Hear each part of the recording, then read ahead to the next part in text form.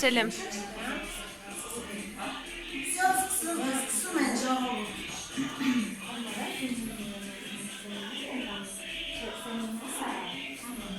Սեմինարը համարում ենք բացված։ Սիրելի մասնակիցներ, ողջունում եմ բոլորին։ Շատ ուրախ եմ, որ այսօր ժամանակ եք գտել և հատկացրել եք մեզ լսելու համար և ներկա եք գտնվում։ Ողջունում եմ նաև ձեզ իմ սիրելի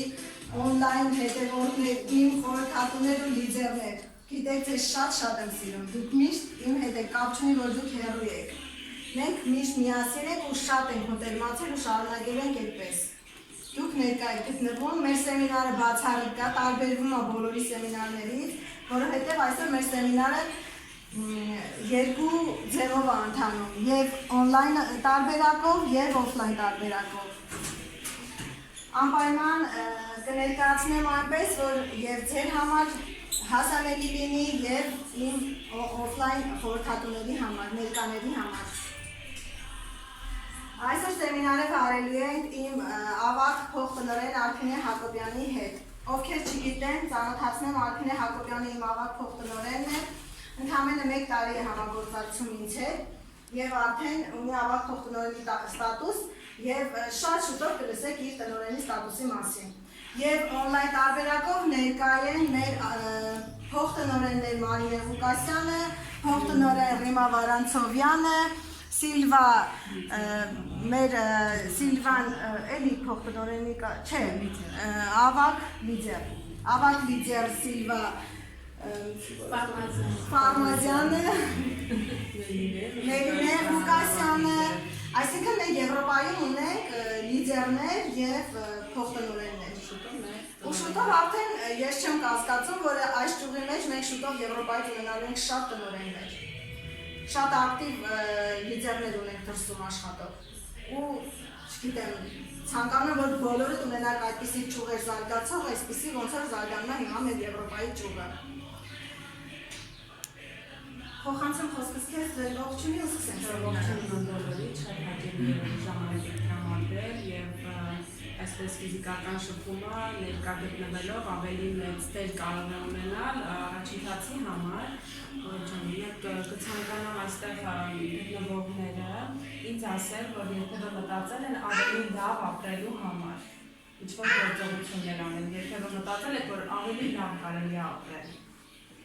Իսկ ինչն է ընդհանրապես խանգարել, որ չգիտեք ինչ անեք, գիտեք, երազում եք, բայց չգիտեք կոնկրետ ինչ գործողություններ ձեռնարկել դրա համար։ Մարդիկ կան, որ ալարում են, երազում են, բայց ալարում են ինչ-որ գործողություններ ձեռնարկել, առաջընթաց ունենալու համար։ Դրա համար ես շատ հետաքրքիր եմ, ես այսպիսի հարց, որ չափում գրել էի, օրինակ 1 րոպեում կպատկերացնեք, քանի անգամ կարող եք կանգնած տեղում ինտերնետ ուղղակի։ Արփինե ջան, գրերես խոսքդ ընդհատեմ, ես կուզենայի մինչև իրանց այդ հարցի պատմող մտածեն իրանք, մինչև այդ հարցին պատասխանելը շատ կուզենայի, որ իրանք պատասխանեին մի հարցի։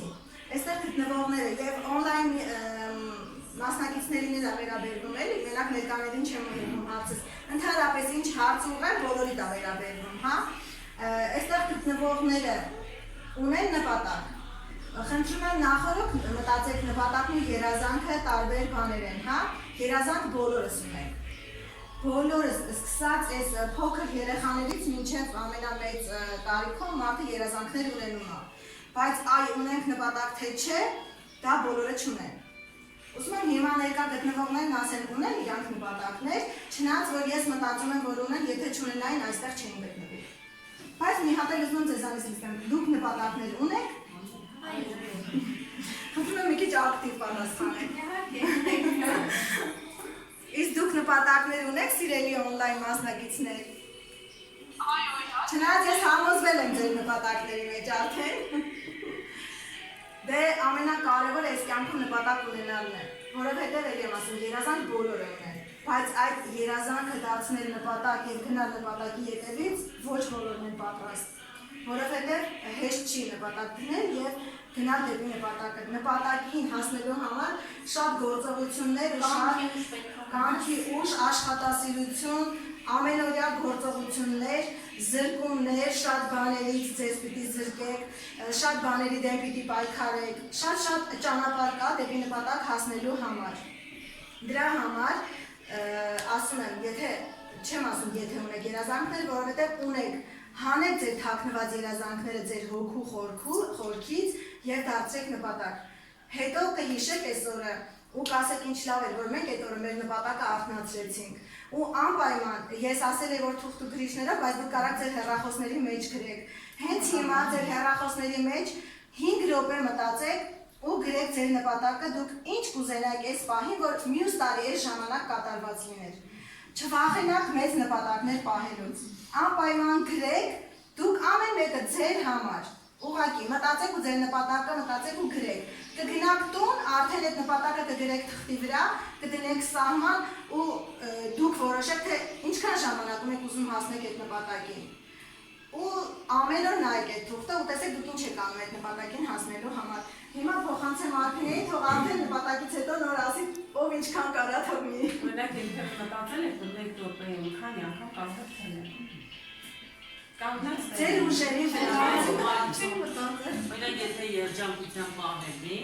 ակնթարթերով կարող լինի 30 հատ, կարող 50 հատ։ Ակնթարթերը թողնես։ Իսկ դու գիտեք, որ մտածելով թողնես, կարող է քիչ թողնես։ Երբ որ մտածելով ես մի բանը անում, ծանրացած ես ստանում, որ ակնթարթում ես անում, դա անկախ քեզանից ես անում։ Հենց դա եկավ այն պահը, որ եթե դու ունես նպատակ ու այդ քայլերն անում ես այդ նպատակի համար, ուրեմն դու դա անում ես շատ սիրով, դու անում ես դա երջանիկ քեզ զգալով։ Ես ավելացնում նաև, որ այս գործի մեջ, երբ որ դուք արդեն արդյունք եք ունենում, դուք շատ սիրով եք զբաղվում այս գործով, որովհետև այս բացառիկ գործերից է այսօրվա պայմաններում նամանավանդ Հայաստանում, որ սիրով ես գնում քո աշխատանքին, մի րոպեում։ Դուք ձեր մտքի մեջ մտածեք, ու մի րոպեում թռնում եք, դուք տեսնում եք տարբերությունը ձեր մտածածի ու ձեր թռածի։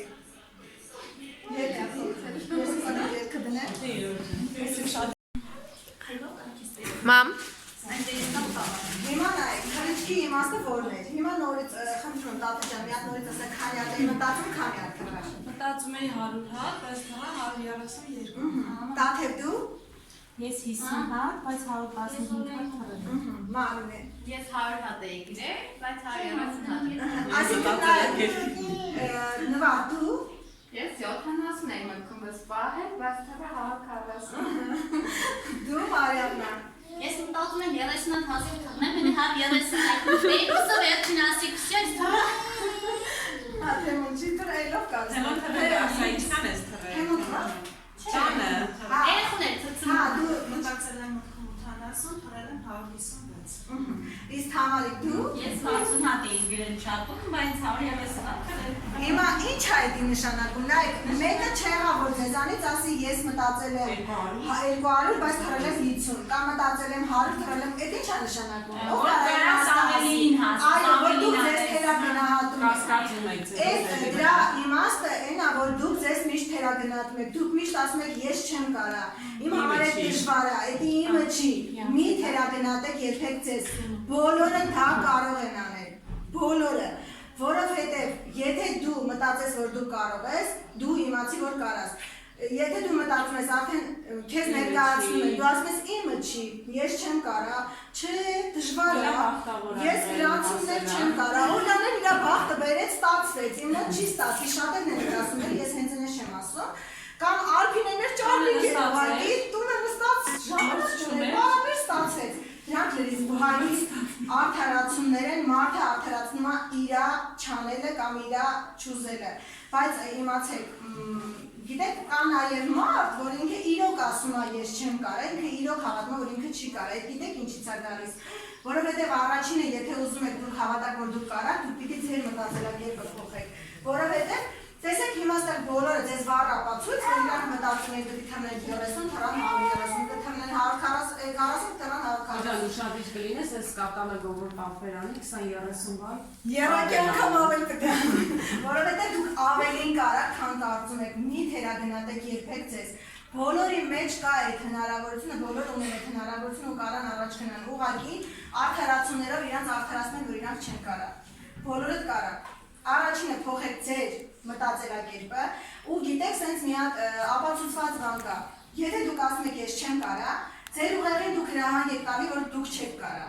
Ուղեղը չի սկսում մտածել երգեր, ոնց անի, որ ձեզ օգնի դուք այդ ճանապարհը անցնեք։ Որովհետև դուք արդեն ձեր ուղեղին տենց եք տալիս, դուք փակում եք լրիվ դռները, դուք ասում եք ես չեմ կարա, վերջ, այդ փակում է ձեր մոտ, ձեր ուղեղի համար փակում է դռները։ Բայց երբ որ դուք ասեք, հələ փորձեք մի ասեք չեմ կարա, ընդհանրապես ես բոլորին խորհուրդ եմ տալի, չտարը այբենարանից դուրս հանել։ Ձեր նախադասությունից դուրս հանել մի ասեք չեմ կարա, չեմ ուզում։ Իմը չի կփորձեմ այդ անիմաստ բաները։ Դուք միշտ ասեք կարամ։ Ինչի չեմ կարա։ Եթե Ալպինեն կարա, ես խի չեմ կարա։ Եթե Օլյան կարա, ես խի չեմ կարա։ Մի գիտեք, ես դրանով եմ հաջողության ասել։ Ես միշտ մտածել եմ, եթե Փիրունեն կարա, ես խի չեմ կարա։ Ինչով է ինձանից առավել։ Ինչ կարա, քանի որ ես չեմ կարա անեմ։ Հասկանում եք, նենց որ դուք միշտ տենց մտածեք ու կտեսնեք, որ հաջողությունը չի ուշանում։ Եթե դուք մտածեք, եթե Ալպինեն տանը նստած այսօր մեծամորում էլ չի ապրել, մեծամորում մարդ չի ճանաչում, ո՞նց մեծամորում դարձավ ավագ փոխտնօրեն։ Ուղղակի շատ կապ պահելով իր նաստավնիկի հետ։ Շատ պահեք կապը ձեր նաստավնիկի հետ։ Շատ հարցեր տվեք ձեր նաստավնիկին։ Երբեք մի խուսափեք շատ հարց տալուց։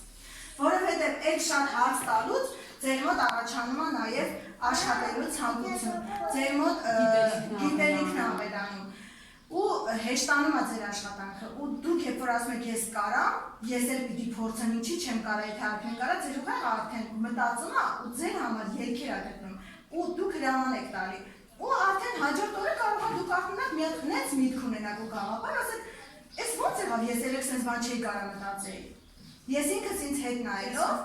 մտածում եմ, որ ես առաջ sense ոչ չէի մտածում, ես առաջ ուրիշ ձև էի մտածում։ Իմ փորձը ինձ սովորացրեց, որ պիտի փոխես մտածելակերպը, պիտի փոխես առօրյան, պիտի փոխես այն ավանդույթներն ու սովորությունները, որ ծնված օրվանից մտածել ես, որ այդ է, սենց է սահմանը գծած, ես պիտի այս սահմանով ապրեմ, աշխատեմ։ Հա, եթե կրթություն չունեմ, եթե ես, չգիտեմ, ֆինանսապես չեմ կարողացել ունենամ այն ֆինանսը, որ սովորեմ բարձրագույն չունեմ դիպլոմ կամ դիպլոմ ունենալուց հետո էլ պիտի ունենամ փող, որ ինչ-որ միտեղ ընդունվեմ կամ լավ ծանոթ, դուք այսօր չունեք այդ մտածելու, որովհետև այսօր ունենք նենց հնարավորություն ունենք, որ ոչ կրթությունն է կարևոր, ոչ ավարտելու ու բարձրագույն կրթությունն է, ոչ մի բանը կարևոր չի, ոչ լեզու իմանալն է կարևոր, ոչ մի բանը կարևոր չի, ընդամենը ունենանք ցանկություն, ունենանք երազանք ունենք, դարձնենք նպատակ ու գնանք դեպի մեր նպատակը։ Ու հավատացեք, եթե դուք այսօր գնաք ու ընկնեք ձեր նպատակները մի տարի հետո, եթե դուք այդ մի տարվա մեջ ամեն օր ինչ-որ մի փոքր գործողություն արել եք այդ նպատակին հասնելու, հաստատ դուք մյուս տարիի ժամանակ արդեն կունենաք ինչ-որ ձեռքբերում։ Կախված ինչ արագությամբ եք արել ձեր քայլերը։ Ունես ավելացնելու բան, ավելացնես ես։ Դե հիմա թեքենք երևի ես փողային հոսքեր։ Արփին դու բայց կայ զոնում նայել լավ կլա։ Համ ընթացքում կարաս նկարացնեմ։ Հերավել ջան։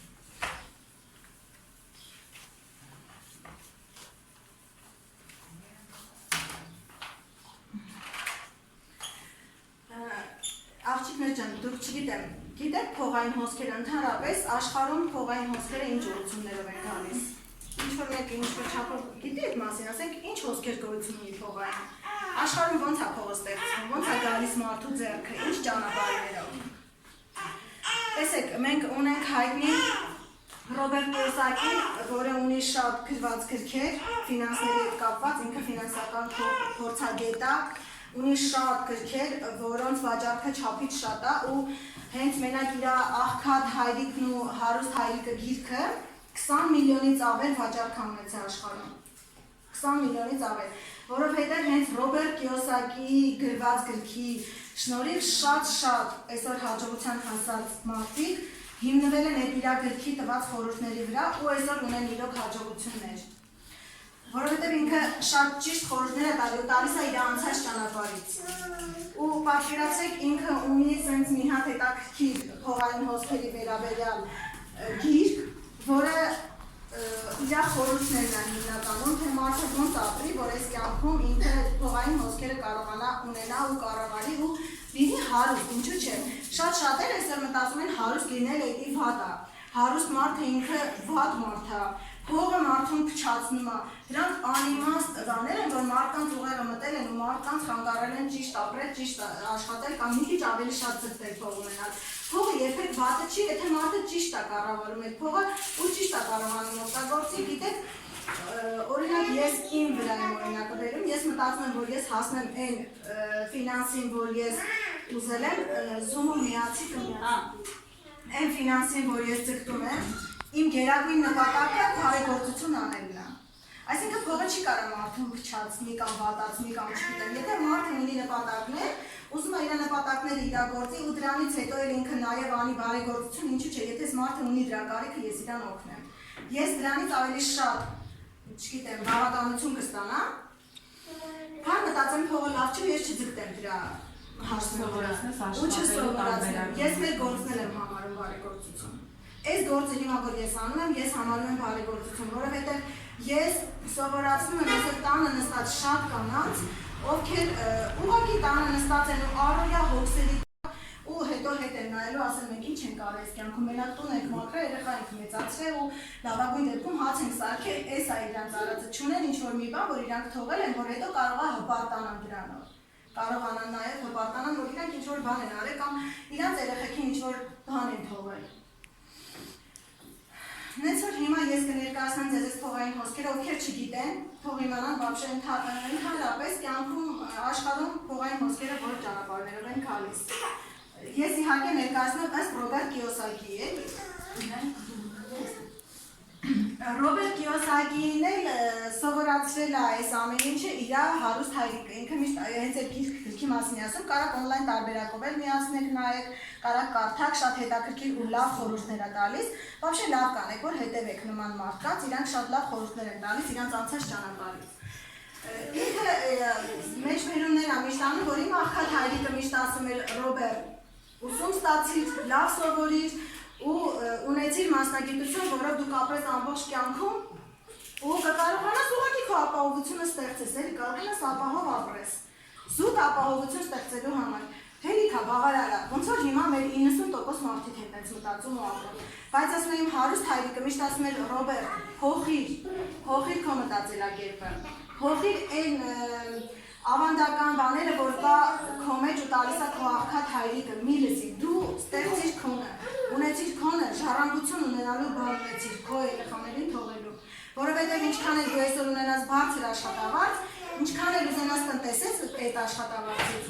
միևնույն է, փողը անընդհատ կորցնում է իր արժեքը, քո տնտեսածը ոչ մի բան չի բերելու քո երեխաներին, կամ էլ լավագույն դեպքում շատ քչերն են կարողանում աշխատավարձով ինչ-որ գումար տնտեսել։ Հիմա տեսեք, ինքը օրինակ է բերում այս քառանկյունը, որ փողային հոսքերը լինում են 4 տարբերակով։ Առաջի քառանկյունի մեջ այն մարդիկ են, ովքեր պատկանում են Ե խմբին, հիմնականում Ե խմբին պատկանում են մեր բնակչության 90%-ը։ Մեծամասնությունը 90%-ը պատկանում է մեր Ե խմբին։ Սա կսկնացնես։ Որովհետև տեսեք, նոր որ ես ներկայացրեցի այդ ավանդույթները, 90%-ը սովոր է այդ ավանդույթներով ապրելու ու բավարարվելու ու ուղղակի ապահովված լինելու, որ ինքը ունի աշխատանք, ինքը ապրում է, թեկուզ ամսական կտրվածքով, եթե ստանում է 40,000, այդ իրան բավարարում է, նորմալ է։ Թեկուզ որ ինքը չի կարողանում ոչ մի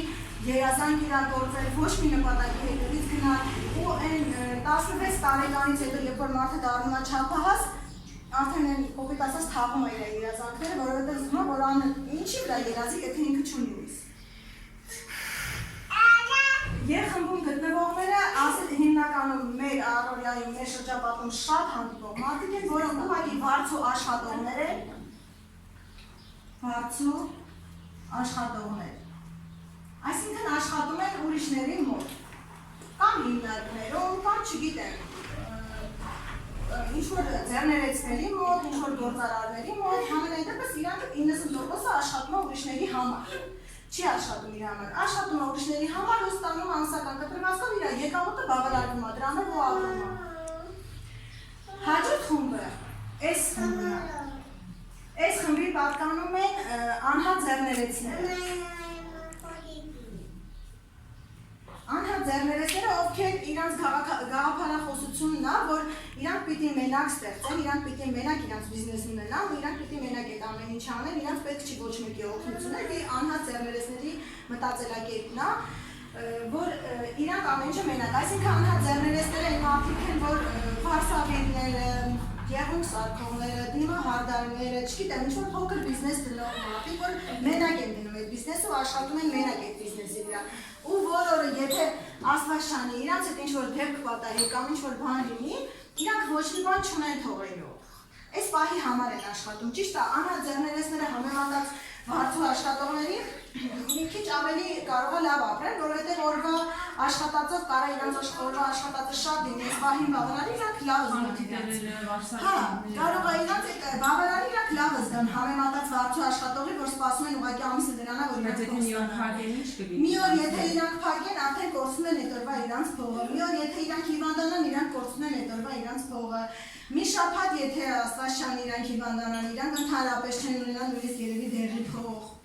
Այսինքն պատկերից հիմա պարզն եմ բացատրում, չէ, որ պատկերացնեք տարբերությունը և վարձու աշխատողների, ես ինքս վարձու աշխատող եմ եղել, տարիներ շարունակ, 12 տարի աշխատել եմ, որպես վարձու աշխատող 56,000 դրամով ամսական։ Օրջան, տանտուն գան, հա։ Ու պատկերացրեցիք անհատ ձեռներեցները, որ իրանք ոչ ժառանգություն ուներ թողելու բան ունեն, ոչ հիվանդանալու լավ չզգալու դեպքում շարունակող են նույնիսկ կարողա չունենալ իրանց գործը։ Հիմա գնանք այս կողմի վրա։ Ձախ կողմում գտնվում են անհատ ձեռներեցները և վարձու աշխատողները, աջ կողմում գտնվում են B խմբի մարդիկ, որ հեղինակը համարում է, որ ամենաճիշտ ապրող, ամենաճիշտ որոշում կայացնող մարդիկ են B խմբում գտնվող մարդիկ։ B խմբում գտնվողները բիզնես ունեցող, բիզնես սկսող իրենց համար մարդիկ են, բայց բիզնեսին էլ տարբերակներ կա, հա, այստեղ բիզնեսը կարա լինի ավանդական բիզնես և կարա լինի ցանցային բիզնես։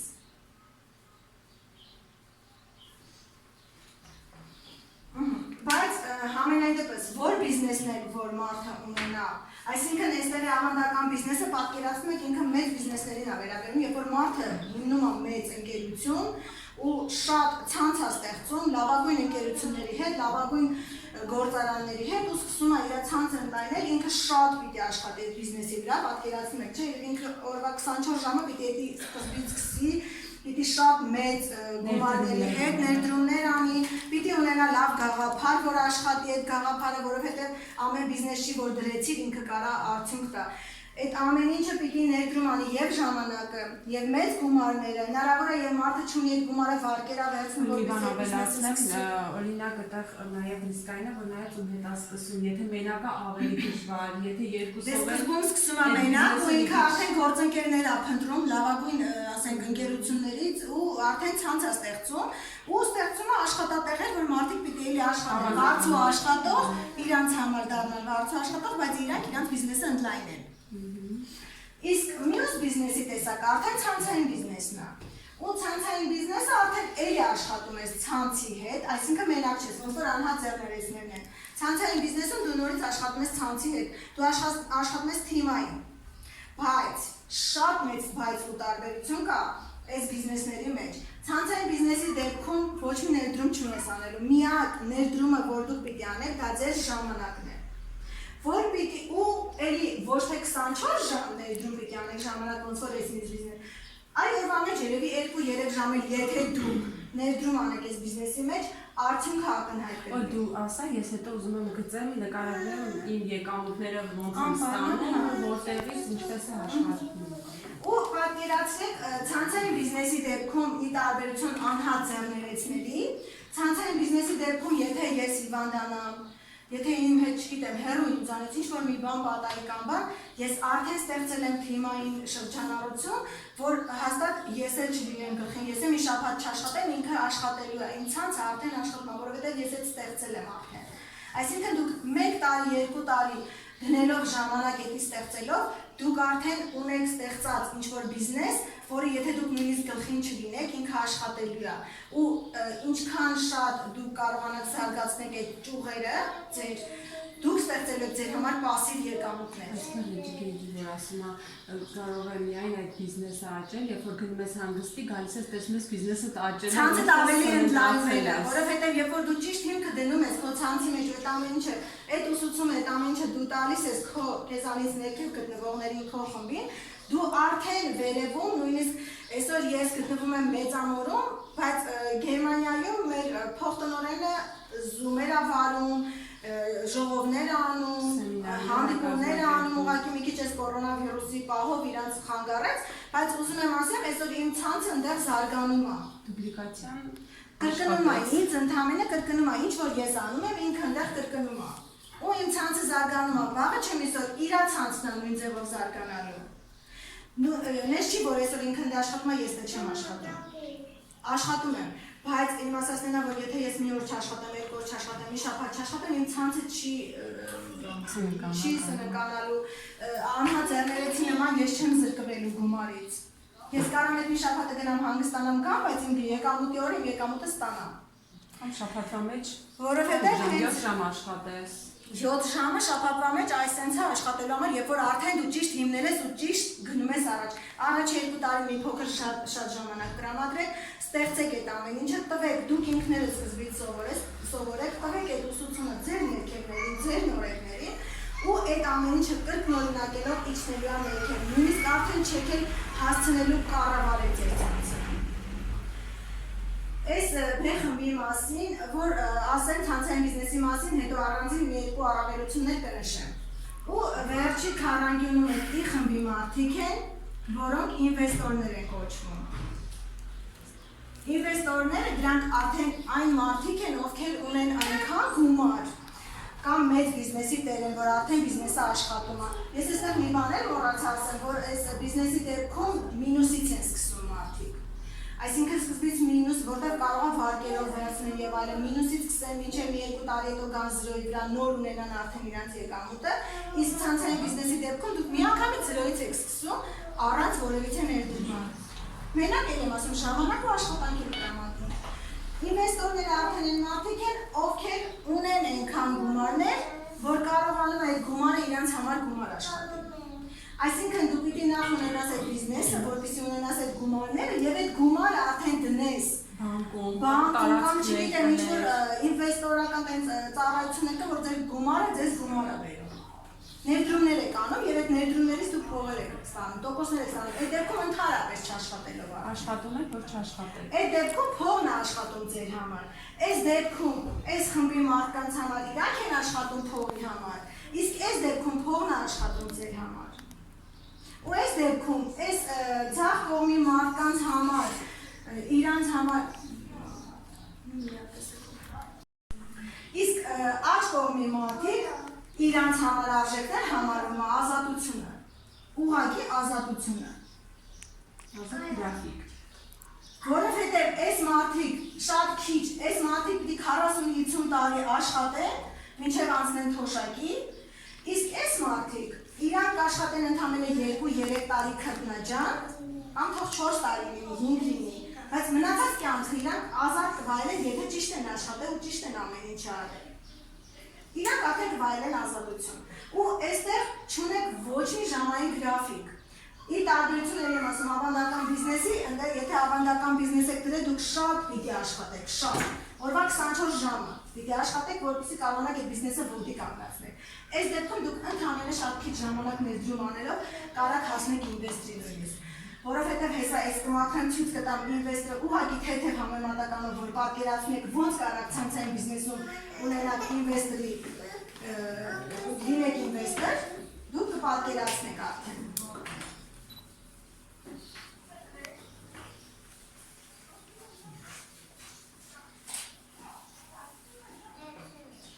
Տեսեք, դուք սկսում եք 0-ից, դուք ձեր ցանցը սկսում եք կառուցել 0-ից, առանց որևիցե ներդրում անելու, ընդամենը ձեր ժամանակը դնելով գործի մեջ, ու ձեր ցանցը ուսուցում եք ստանում։ Նախ ցանցային բիզնեսի շատ կարևոր մի երկու բառով խոսամ ցանցային բիզնեսի։ Ցանցային բիզնեսի առավելությունները չափից շատ են։ Հենց հեղինակը ինքն է, դուք անպայման կնայեք, ինքներդ կլսեք, կտեսնեք հեղինակի խորհուրդները, որ հեղինակը խորհուրդ է տալի, եթե պիտի ընտրես բիզնես դնելու, եթե ուզում ես դնես քո սեփական բիզնեսը, միանշանակ պիտի ընտրես ցանցային բիզնեսը, որովհետև չունես ոչ մի ներդրում անելու, չունես ռիսկեր ինչ-որ բան կորցնելու, չունես ինչ-որ, չգիտեմ, վտանգներ, որ վարկեր վերցրեցիր, դու պիտի փակես, ոչ մի ռիսկային գործոն չկա, ոչ մի ներդրում չկա, բացի ձեր ժամանակից։ Ու ցանցային բիզնեսի շնորհիվ դուք շատ լավ շփումներ եք ունեն, դուք ունենում եք ծանոթություններ, դուք անծանոթ մարդկանց հետ շփվում եք, դառնում եք մի ընտանիք։ Շատ հետաքրքիր է թիմային աշխատանքը տեսնում եք, աշխարհի տարբեր երկրներից այս մարդկանց ոչ մեկին մենք չենք ճանաչում։ Իհարկե, ասենք բացառությամբ մի երկու որ Մի բան անկեղծ պատմեմ, մի քանի օր առաջ մի աղջիկ կա Գերմանիայից գրանցել է իրեն, ուղղակի օգտվեց ակցիայից, ու էլ չօգտվեց։ Ինքը օգտվեց ու չօգտվեց, մի օր մի խմբի մեջ տեսնեմ գրել է աղջիկներ ջան, ես ինչ քաղաքումով կարող է իմանալ, որ իրավաբան